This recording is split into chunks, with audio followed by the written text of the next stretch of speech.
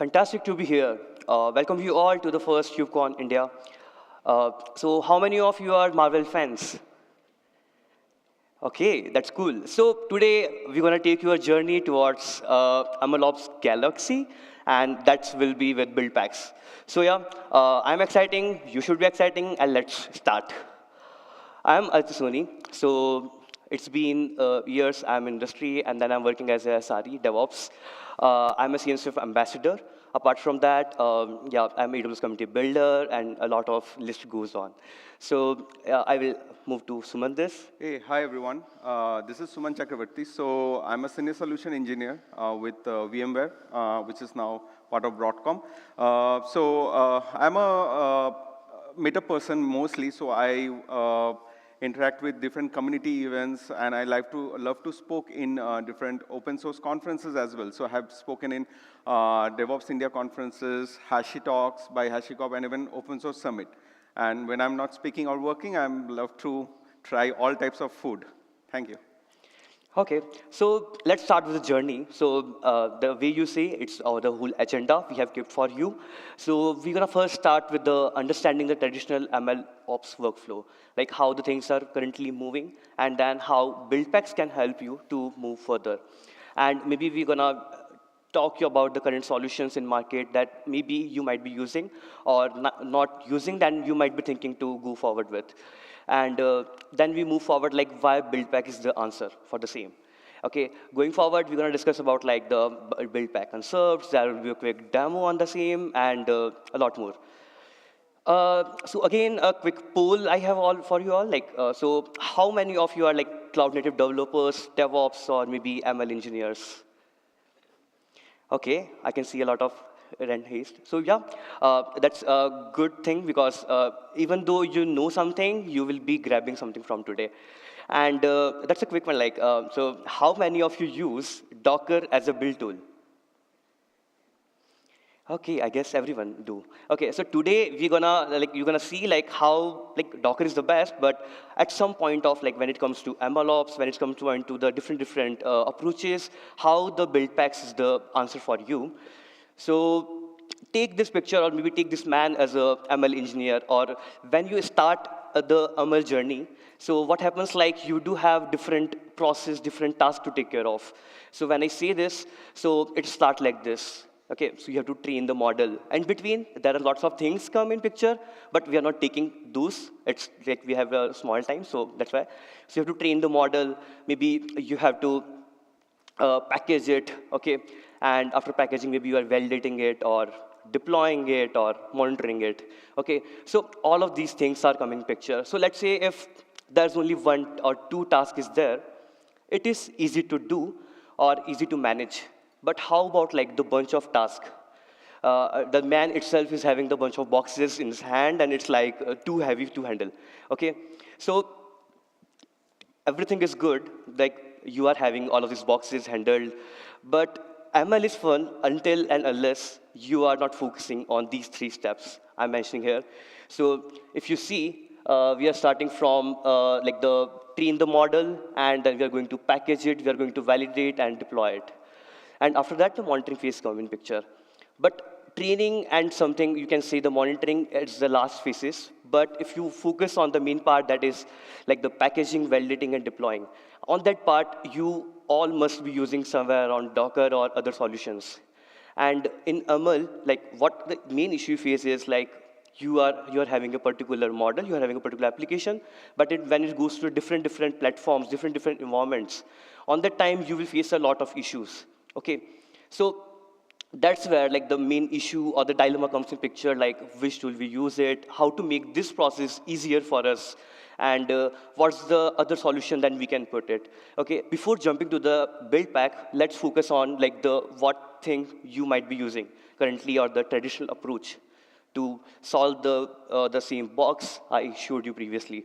Okay, so if you see the packaging inside the MLOps model, so that's how it goes. So somewhere around, You might be having your GitHub repository that's having the code, the application code. You might be having some, I'm taking an example of Python. So that's why we have kept the main.py or requirement.txt. That's the basic one. Even though if you're having the complex ones, these things should be necessarily there. Okay, so you have all of the requirement and the gathers there in requirement.txt. You have your models, you have your tests or Dockerfile or whatever it is. So then how you start the process. So when you're starting it, you are having the Dockerfile, so obviously you're gonna build it, okay? So once you go with the Dockerfile, you just create the build, you will create a Docker image. Again, I'm damn sure, when you create a MLOps image, Docker image, that's again bigger in size. To store it, you need to store somewhere. When it comes to running or maybe sharing it, it's again a bigger task for you. And if you see the next thing, you have the repository, it can be the Docker Hub, or it can be any other things where you are pushing your images it. So then you push it, and when it comes to running, you are running it. But after all, maybe you have created your images. There are a lot of issues you will face in terms of so if you see the Dockerfile, when you write a Dockerfile for any MLOps projects, that's require the different expertise. So when I say different expertise, so it's not something you can just pull any kind of image and then you can just pull it, package it, and deploy it. Because today your model is running on Linux. Tomorrow it can go to other platforms, and another day you might need more GPU or another processors. Okay, so on that time, that Dockerfile should be environment specifically. So as an ML engineer, as a DevOps SRE engineer, you should have that particular expertise to write those files. After that, if you see the dependencies, let's say if I'm working as a DevOps or SRE guy, I should know what particular package actually used to be, or maybe when it fails to deploy or maybe fails to build, I have to just go through each and every thing of what's the main issue it's facing. Okay, so when the dependency management or the libraries is the major concern here. And if you go more deeper, then there's the security patching, D2 operations, because we have seen a lot of vulnerability CVEs coming in market like the before ones. So those have created major impacts in the whole IT. So to creating the D2 operations, you have created a Dockerfile today, but tomorrow if you want to just package or maybe just update the version of a package, that's again a major concern. You have to test it multiple times and then deploy it. Okay. So if you see the hard to scale, because as I said previously, the Docker files you can write easily, but when it comes to different environment, different GPU, TPU, or maybe Apple M1 chips, or if you focus on the AMD or something, so on the time you have to write the Docker files according to that. Again, time consuming. So you are building an image, you are pulling the image, you are pushing it, so it's take a lot of time. So again, after all of this, the next thing is the lack of standardization. Because as an ML engineer, if the developer is writing the file, he might not know what's the best practices to writing a Docker file. You have to take the developers to the next level. You have to expertise on that too. Okay? And after all, your situation would be like this. Okay? It's so frustrating. What's happening? So that's how it is. What's the solution? So now, that's the main, as we said, as you're Marvel fans, so we have something for you, and that's the build pack. So how the build pack is the answer? So build pack converts your application into the artifacts, and you can directly run them. It can be your local, it can be your other environments, and it doesn't require the specifications I'm running it to there or I'm running it to here. It's not like that. And if you talk more about the build pack, so yeah, it's a CNCF project. It's one of the CNCF projects. Started as a sandbox in 2018, and now it's going in 2020, it was incubated, and now again in future, as more developers come to picture, it will be graduated. So I'm damn sure most of you haven't used it as a build pack, as a tool. So today, it's not I don't know as a beginner friendly, so how it's gonna do it, because we're gonna take from starting to the next level. Okay, so as you see, it's not a new thing to go forward. You might have heard it today, because we have a lot of developers. If you see the stars, the contributors, and the first commit, and how it's going now. So that's how things are moving. And going forward, I would take it to Suman. Sure. Thanks, Aditya. So yeah, to start with understanding Builpacks, so we need to just basically understand this fact that what Builpacks does. So Builpack basically takes your application code and it converts into an OCI image. OCI means Open Container Initiative. That means it is supported on any registry, whichever you choose. So let's then see how Builpacks is basically giving so much energy to this baby. So let's understand a little bit around the concepts before understanding the whole flow. So Builpack is basically based on 6 different constructs. So basically they are the builders. So what is builders basically? Builders are nothing but they are kind of a pre-configured environment or an image which contains the set of Builpacks that needs to be run together with a lifecycle, a build time image, and a execution build time image. So these are kind of images which are basically used to analyze your application code and convert them into a runnable artifact. Run images is something which is kind of the image which is given for your final application, where you can actually set up your runtime environments, your libraries, your utilities, everything.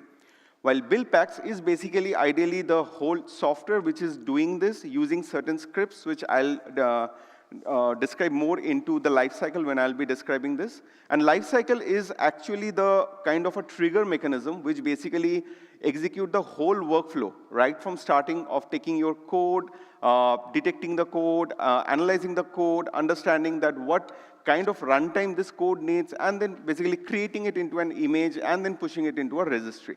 And stacks are nothing. It was kind of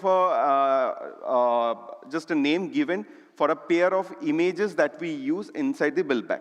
So let's see how Builpack works. So this is important. So the core execution engine within a Builpack is basically 2 different scripts, which we call as a detect script and a build script. So what detect does is basically it analyzes your application code, and based on the different parameters, right, it basically identifies what Builpack needs to be applied into that for that particular application code. Let's say, just giving an example, we are taking a Python application. So every Python application will have something called as a requirement.txt, and based on that, it detects that this particular code needs a particular Python Builpack to be executed, and then the build step starts, where basically it downloads all the necessary runtime utilities which is required for that particular image to be built, and creates that image actually. So this is what it's basically it does. So we have something called as a life cycle, and this life cycle is triggered by a utility called as a pack. Pack is again one of the sub-project within the Builpacks. It's basically a CLI execution which executes the whole life cycle of the Builpack process actually. So it has basically 5 main different processes. First is the analyze process. What it does is, in the analyze, is basically it tries to identify that the build images, the builder images that you are using for that particular application is pushed into a registry which is accessible or not. So basically it tries to determine whether the images can be pushed from a public registry or if it is from a private registry. Definitely if you are pulling it from a private registry, you need to provide the necessary credentials so that it can authenticate during this analyze process.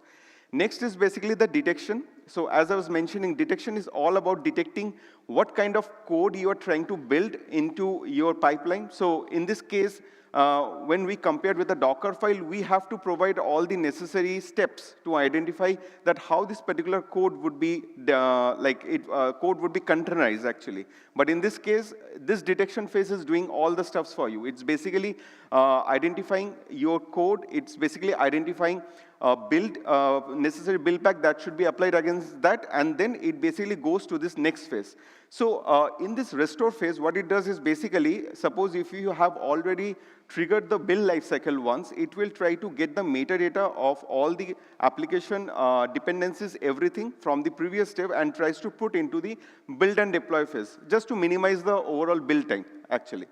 And this is in the build, it basically has all this set of Builpacks. So again, build is a process which is triggered within the Builpack, which is specified by a buildpack.toml file. So within the Builpack, we actually create a kind of a file that has certain groups defined, and these groups are nothing, which basically identifies what set of Builpacks need to be executed against your application code, because everything within the Builpack happens at runtime. So ideally, you don't supply any runtime for that particular code to run. It's the Builpack which determines which runtime should be applied against a particular code.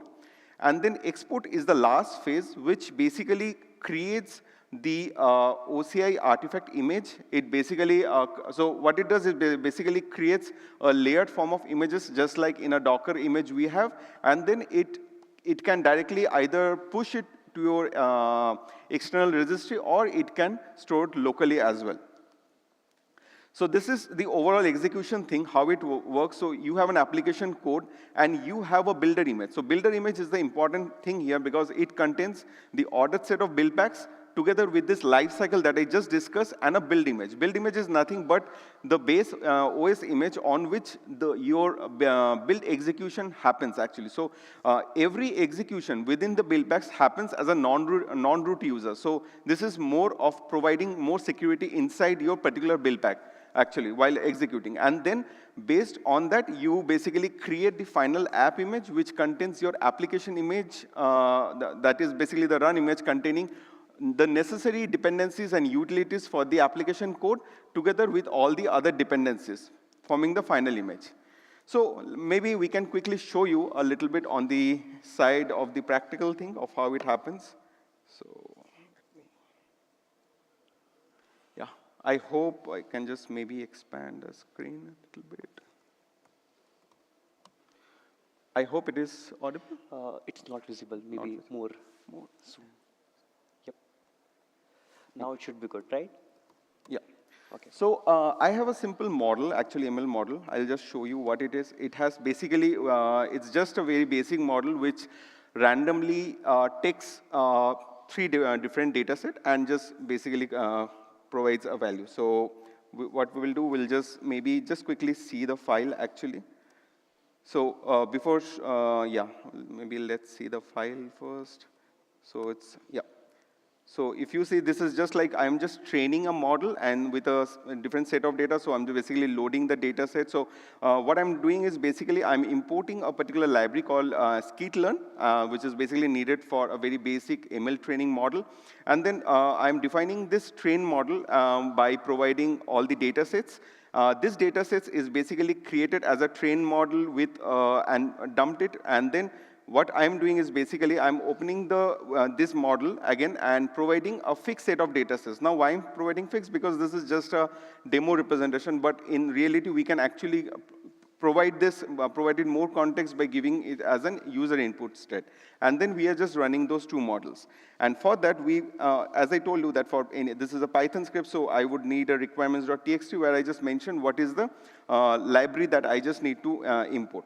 And there is something called as a proc file, which we normally mention within the Builpack thing, which basically tells you that how you're going to run this particular image once it is created. Is basically giving you the launch point, the entry point, how you're going to launch the container. So now basically, the pack CLI is everything within the Builpack that basically does that. So I have pack already installed, and I can just show you that what are the builders available in our case. So we can actually, so when Builpack was first created as a kind of a cloud native project, we have Builpacks available from Google, from Heroku, from Packado Builpack. So any of the Builpack you can, builder you can actually choose, because it has all the properties needed to identify any polyglot image. That means in your image which is written in Python, Go, Ruby, Node.js, anything, right? So how to basically now build this image? Building this image is very simple. It's just a 1-line command. So I'll just maybe, so I'm just giving one simple command, which is pack build my image name, which is basically obviously having my repository where it would be going, and then I'm just mentioning which builder I'm going to use. So in this case, I'm basically using the Packado Builpacks. And then because the particular application code requires a specific Python version, so I'm mentioning that. So even any developers can mention that, because this is always required, since your runtime should be compatible with any of your application image that might be using an older, let's say, runtime version or something. And also, I'm just making this BP enable runtime certfall because I just don't want to create it with any certificate actually. And this publish command is something which is basically exporting this image directly to the registry side. So let's see what happens actually in this case. So once I execute this command, hopefully the demo god should be with us. Yeah, so it started. So what it's doing actually, it's doing this beautiful magic of identifying that what image it needs to be used for your basically base OS image. So in this case, basically we are using this builder jammy base, and it basically has all these images that is required, and that is what it is pulling. So this is not actually the idle build pack lifecycle that it has triggered. It is identifying the prerequisites that is needed for this particular image to run.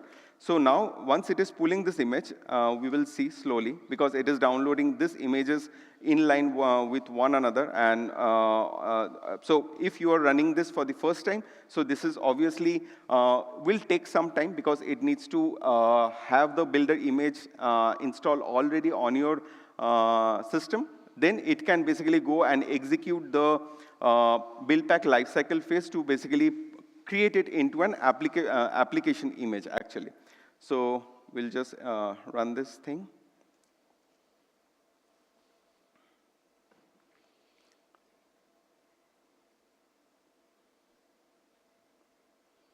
So this is one of the frustrating job, I would say, like waiting for the pulling the images and then downloading it and then storing all the layers.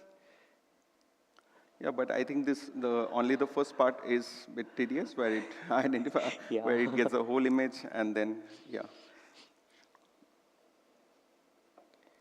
So by the time it is going, we can actually maybe look a little bit on the life cycle side, just to tell what are the steps that it is going through. Yeah, sure. Yeah, that would be. So maybe that's. Yeah.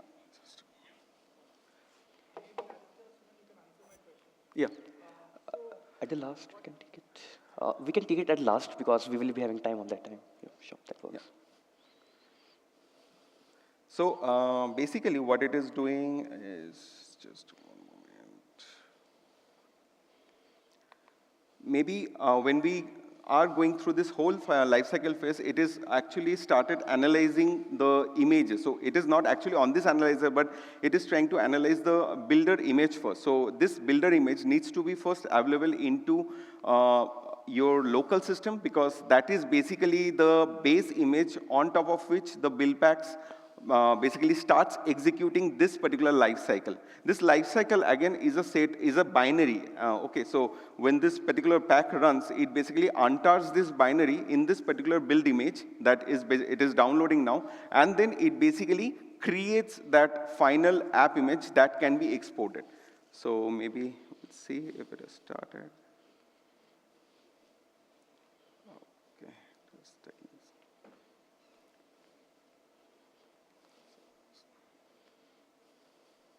I think it would be done by.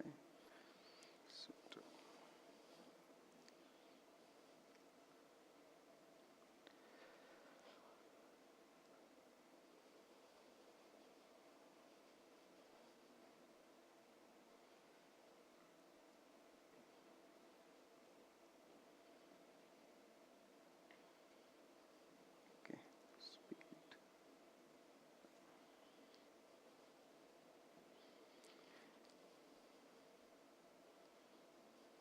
So we just have to bear some time for this particular image to download. It won't take more than 3 minutes. Yeah, 3 minutes. Yeah, right. Because we have tried this multiple times to save some.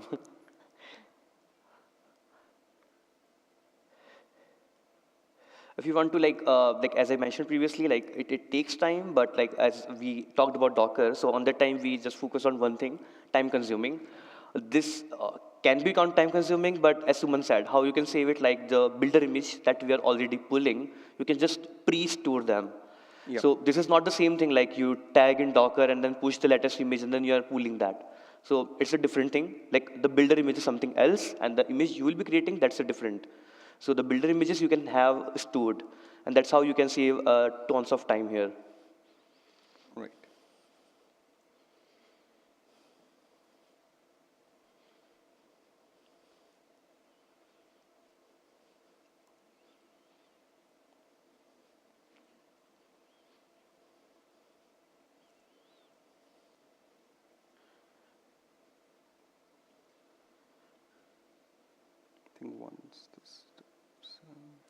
Yep, so this is taking a bit more time than expected.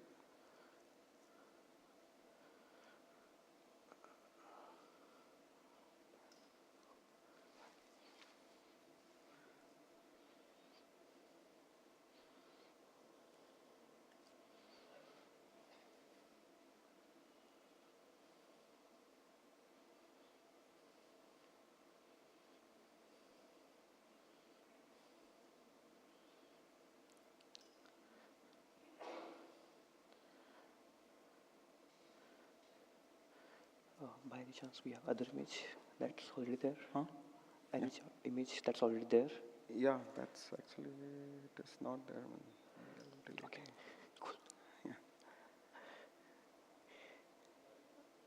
Yeah. So probably what we can do, let it download. I'll just quickly maybe showcase on the videos on a backup site that we have already created, just in case we need to. Yeah, so maybe after pulling the images, Yeah. you can just play Right, it. right. That would be good. So It's after 3 minutes.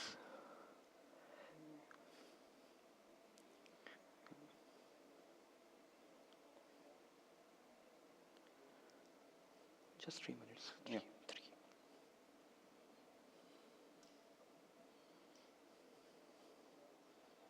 So this is the same phase that is going through, downloading. Yep, and as you can see, probably if I see, this is the analyzing phase that it starts with. So basically what it is trying to understand whether this particular image either exists or not, whether we have to basically see whether the registry is accessible or not, or if this particular image has been analyzed previously or not. And then it comes into this detecting phase. So detecting phase is where it identifies based on the application code, like whether if this is a kind of a Python application, whether there's a requirement.txt file, or if this is a kind of an Node.js application, then package.json file is there or not. And based on that, you can see it mentions that could not find app in workspace, expected one of servers. So it is trying to find a Node.js application. If it is not able to find, later it will say that out of 5 of 9 Builpack participating, it has detected that it's a Python application. So it basically detected what particular runtime it would need to basically execute on that particular application code. And then basically after that is the restoring phase. So restoring is basically if I have already run this Builpack earlier, so whether there's any metadata that needs to be cached from that particular application. If it is not there, then it will show nothing. But if it is there, then it will basically probably cache all the pip installation file that is needed for your application. And the next phase is basically where it starts the building. So building is basically where it would go ahead and, one moment.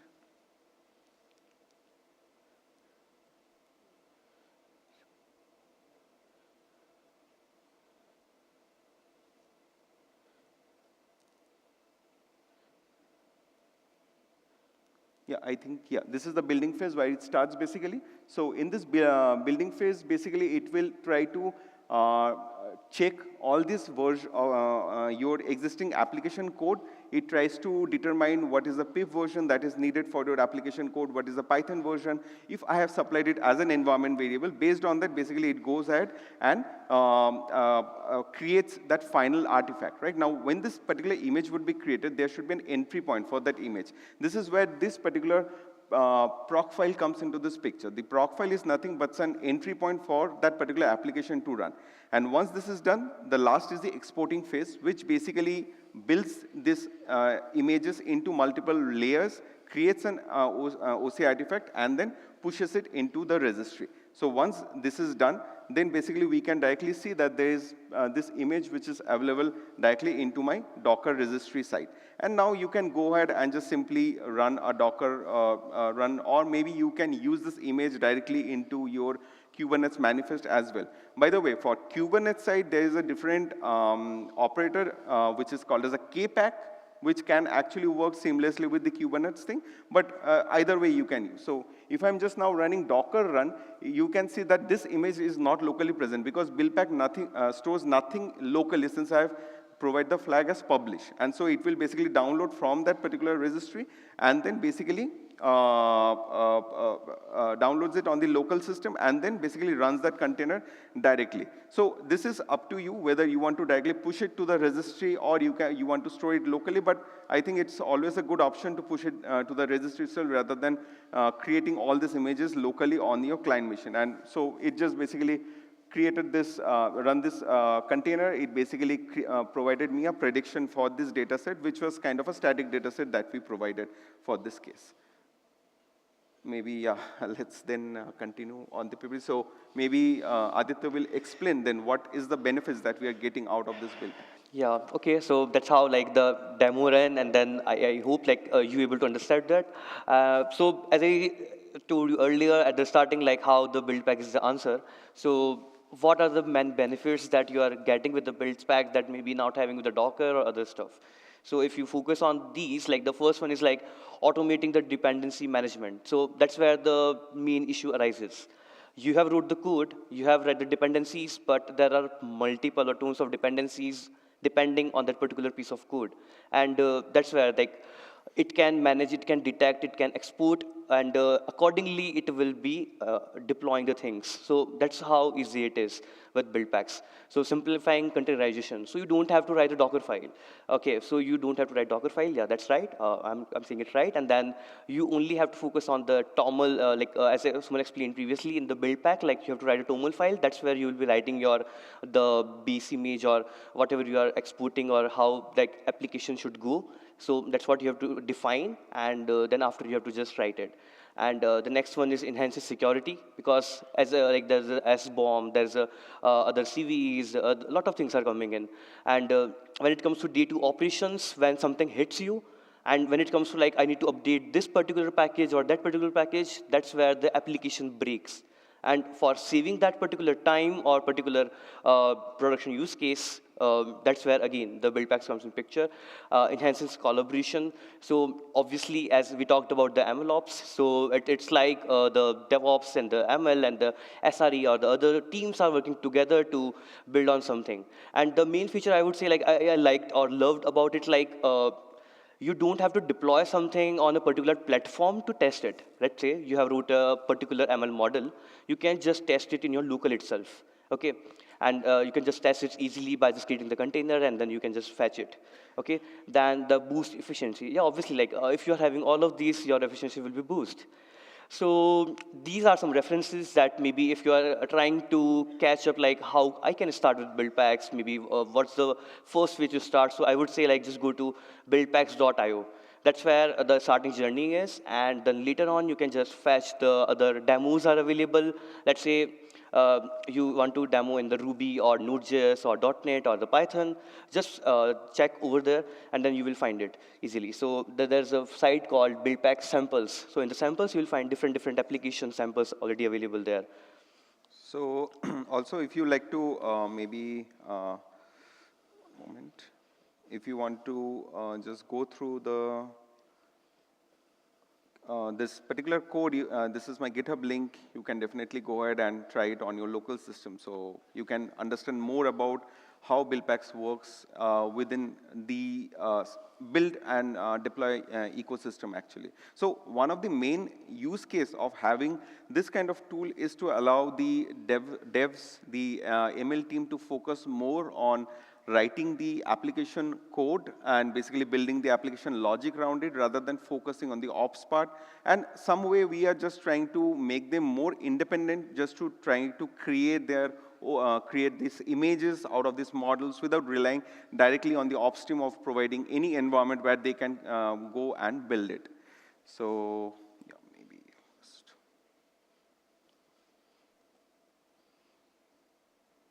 So yeah, I guess that's all. Thank you so much for attending the talk. And then if you want to connect, we can connect on LinkedIn. We are left in just 1 minute, 10 seconds. So yeah, we can have some quick questions if you have.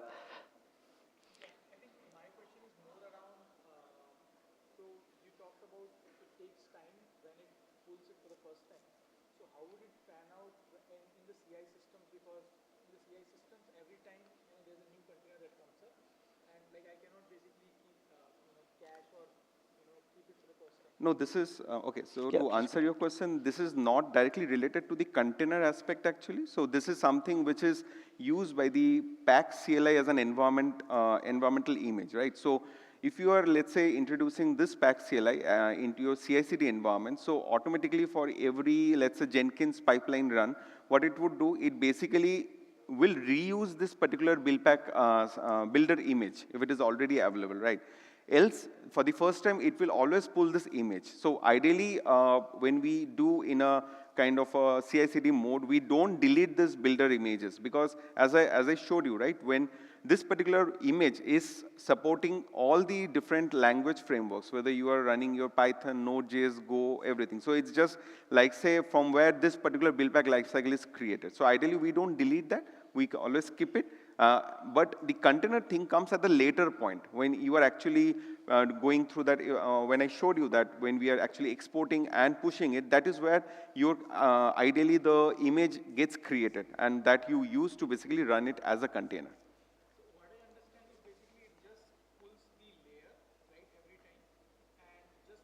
Yeah. Right. So this is one advantage because when you are kind of like, let's say, there is some kind of security vulnerability introduced in one of the base OS image on which the application is built, right? In case of Dockerfile, what you have to do, you have to basically kind of run up every time using a from, like you are just changing the operating system image name, and it would run from the top to bottom, every instruction, right? But in this case, it just remove the lower image with the newer image, I mean the base image, and then it keeps the application layers intact on top of it. It doesn't do. So this is something we call as a rebase. Yeah, I guess we can take more questions while I will come back at the lower, okay? Because we are running out of time. Yeah. Sorry. Thank you. Thanks, you, everyone. everyone.